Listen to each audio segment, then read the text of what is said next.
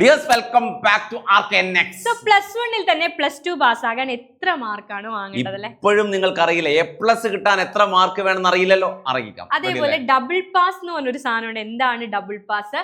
Pass ആവാൻ എത്ര വിജയിക്കാൻ വേണ്ടിയിട്ട് +1 ലും +2 ലും നിങ്ങൾ എത്ര മാർക്കാണ് നേടേണ്ടത്? ഇതൊക്കെ നമ്മൾ ഒറ്റ വീഡിയോയിൽ ഡിസ്കസ് ചെയ്യാൻ പോവാണ്. വീഡിയോ മുഴുവനായിട്ട് കാണുക. അതുപോലെ തന്നെ ചാനൽ ആദ്യമായിട്ട് കാണുന്നവരാണെങ്കിൽ മക്കൾ ഒന്നും നോക്കണ്ട, ഇങ്ങനെയുള്ള എല്ലാ ഇൻഫർമേഷനും നമ്മൾ ഷെയർ ചെയ്യും.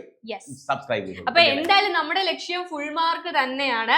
അപ്പൊ മക്കളെ, അപ്പൊ ഏതൊക്കെ വിഷയങ്ങൾ എത്ര മാർക്കിലാണ് +1 എക്സാം നടക്കുന്നതെന്ന് ആദ്യം പറയാം. അതെ, +1 എത്ര വിഷയങ്ങളിൽ എങ്ങനെയൊക്കെയാണ് മാർക്ക് വരിക? അതായത് ചില വിഷയങ്ങൾക്ക് പ്രാക്ടിക്കൽ ഉണ്ട്. +2 ലാണ് പ്രാക്ടിക്കലിന്റെ എക്സാം വരുന്നത്. അത് ഏതൊക്കെയാണ്? Physics, chemistry, maths, biology, computer science. Biology എടുത്ത കുട്ടികൾക്ക് ബയോളജിയുടെ പ്രാക്ടിക്കലും, കമ്പ്യൂട്ടർ സയൻസുകാർക്ക് കമ്പ്യൂട്ടർ സയൻസിന്റെ പ്രാക്ടിക്കലും ഉണ്ട്. മാത്സിന് പ്രാക്ടിക്കൽ ഉണ്ട്. അതും ഓൺലൈൻ ആയിട്ടാണ് കഴിഞ്ഞ വർഷം മുതൽ ഓൺലൈൻ ആയിട്ടാണ്. അപ്പൊ ഈ പ്രാക്ടിക്കലുള്ള എല്ലാ വിഷയങ്ങളും 60-ലായിരിക്കും നടക്കുക. ഇനി ലാംഗ്വേജ് സെക്കൻഡ് ലാംഗ്വേജും ഇംഗ്ലീഷും ഇതൊക്കെ നടക്കുന്നത് 80-ലായിരിക്കും. അത് ക്ലിയർ ആണല്ലോ. ഇനി പാസ് ആകാൻ എത്ര മാർക്ക് വേണം? 60-ൽ എത്ര മാർക്ക് കിട്ടിയാലാണ് പാസ് ആവുക എന്നുള്ളതാണ് നോക്കാൻ പോകുന്നത്. 60-ൽ 18 മാർക്ക് നിങ്ങൾ മേടിച്ചാൽ നിങ്ങൾ +1 പാസ്സായി അല്ലെ? അതേപോലെ സേഫ് സോൺ. അതേപോലെ 80-ൽ 24 മാർക്ക് മേടിച്ചാൽ +1 പാസ്സായി. 80-ലുള്ളതിന് 24 മാർക്കും. അപ്പൊ ലാംഗ്വേജിന്റെ കേസിൽ 24 മാർക്കും പ്രാക്ടിക്കലിന്റെ വിഷയത്തിൽ 18 മാർക്കും വാങ്ങുന്ന കുട്ടി പാസ്സായ. മക്കൾ ശ്രദ്ധിക്കേണ്ടത്, ഇത് C മാർക്ക് കൂടാതെയാണ്. എഴുത്ത് പരീക്ഷയിൽ റിട്ടേൺ ടെസ്റ്റിൽ തന്നെ നിങ്ങൾ ഇത്ര മാർക്ക് നേടിയിരിക്കണം. C മാർക്ക് വേറെയാണ്. പിന്നെ ഒന്നുകൂടി പറഞ്ഞു, ഇവിടെ +1-ൽ തന്നെ +2 പാസ് ആവാൻ ഒരു ഓപ്ഷൻ ഉണ്ട്. +1-ൽ എങ്ങനെ +2 പാസ് ആവാം? എന്താണ് ഡബിൾ പാസ്? അതായത് +1-ൽ തന്നെ നിങ്ങൾക്ക് +2 പാസ് ആവാം. +2 കമ്പാരിറ്റീവ്ലി ടഫ് ആണ്. അതിൽ ഫിസിക്സ്, കെമിസ്ട്രി, മാത്തമാറ്റിക്സ് സബ്ജക്റ്റുകൾക്ക് ഡബിൾ ഇവാലുവേഷനും ട്രിപ്പിൾ ഇവാലുവേഷനും നടക്കും. കാരണം എഞ്ചിനീയറിംഗിന്റെ മാർക്കിൽ ആഡ് ചെയ്യുന്ന മാർക്കാണ്. അതുകൊണ്ട് തന്നെ വളരെ ഒട്ടും ലിബറൽ ആയിട്ടായിരിക്കില്ല, വളരെ സ്ട്രിക്റ്റ് ആയിട്ടായിരിക്കും വാലുവേഷൻ നടക്കുന്നത്. പക്ഷെ +1 അങ്ങനല്ല അല്ലേ? റീവാലുവേഷൻ +2-ൽ റീവാലുവേഷനും ഇല്ല. റീവാലുവേഷൻ സമ്പ്രദായമേ ഈ 3 സബ്ജക്റ്റുകൾക്ക് ഒരിക്കലും റീവാലുവേഷൻ സമ്മതിക്കില്ല. കാരണം ഡബിൾ ഇവാലുവേഷൻ പോകുന്നതുകൊണ്ടാണ്. +1 പക്ഷേ കുറച്ച് ലിബറൽ ആണ് കേട്ടോ, കുറച്ച് ലിബറൽ വാലുവേഷൻ. അതുകൊണ്ട് മാർക്ക് അടിച്ചെടുക്കാൻ പറ്റുന്നത് +1-ലാണ്. സോ ശ്രദ്ധിക്കുക, കൂടുതൽ സമയം കിട്ടുന്ന +1-ലാണ്, കൂടുതൽ വർക്കിംഗ് ഡേയ്സും കാര്യങ്ങളൊക്കെ +1-ലാണ്. സോ മാർക്ക് മുഴുവനായിട്ട് വാങ്ങാൻ പറ്റുന്ന +1-ആണ്. പഠിച്ചോളൂ. അപ്പൊ ഇത് പാസ് മാർക്കാണ്. ഇനി ഡബിൾ പാസ്, +1-ൽ തന്നെ +2 പാസ് ആകാൻ വേണ്ടിയിട്ട് നിങ്ങൾ നേടിയെടുക്കേണ്ട മാർക്കാണ്. 36 മാർക്ക് കിട്ടിയ കുട്ടി +1-ൽ +2 പാസ് ആയിരിക്കുന്നു. അപ്പൊ 60-ൽ 36 മാർക്ക് മേടിച്ചാൽ നിങ്ങൾ +2 പാസ്സായി, സേഫ് ആണ് അല്ലെ? കടന്നുറങ്ങാൻ പറ്റില്ല. A+ വേണ്ടേ? ഉറങ്ങാൻ പറ്റത്തില്ല. A+ വാങ്ങണം. അത് ഈ ഒരു മാർക്ക് കൊണ്ട് നമുക്ക് വേറെ ഹയർ ആയിട്ട് ഒന്നും കിട്ടാൻ പോകുന്നില്ല. ബട്ട് ഈ ഒരു മാർക്ക് നിങ്ങൾ നേടിയാൽ പാസ്സായി. ടെൻഷൻ അടിക്കാണ്ടിരിക്കാം.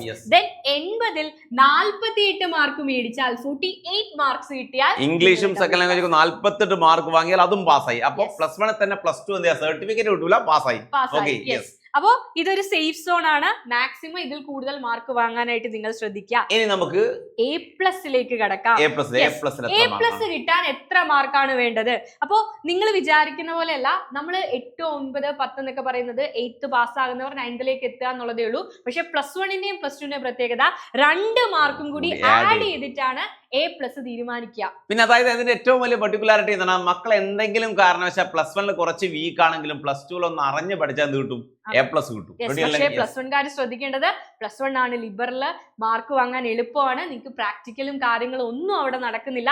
ടെൻഷൻ ഇല്ലാതെ എക്സാം ജനുവരി, ഫെബ്രുവരി ഫുൾ ആയിട്ട് കിട്ടും.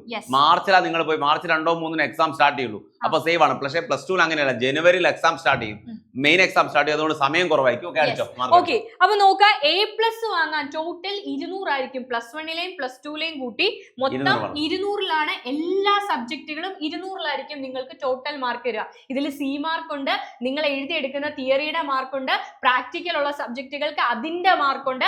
എല്ലാം കൂടെ ചേർത്ത് ഒരു സബ്ജക്ട് 200-ലായിരിക്കും. +2-ൽ നിങ്ങൾക്ക് കുറച്ചുകൂടി മാർക്ക് കിട്ടും, മാർക്ക് കൂടുതലായിരിക്കും. കാരണം പ്രാക്ടിക്കൽ ഉള്ളതുകൊണ്ട് അല്ലേ? പ്രാക്ടിക്കൽ ഉണ്ട്. പ്രാക്ടിക്കലിന് ഈസി ആയിട്ട് സ്കോർ ചെയ്യാൻ 40-ലാണ് പ്രാക്ടിക്കൽ വരിക. അതിന് മിക്ക കുട്ടികൾക്കും 40 out of 40 തന്നെ ആയിരിക്കും. അത് 40 out of 40 തരണമെങ്കിൽ വൃത്തിയായിട്ട് സ്കൂളിൽ കറക്റ്റ് ആയിട്ട് പ്രാക്ടിക്കൽ എക്സാം അറ്റൻഡ് ചെയ്ത് പ്രാക്ടിക്കൽ ലാബിലൊക്കെ കറക്റ്റ് ആയിട്ട് പോകണം. റെഡി അല്ലേ?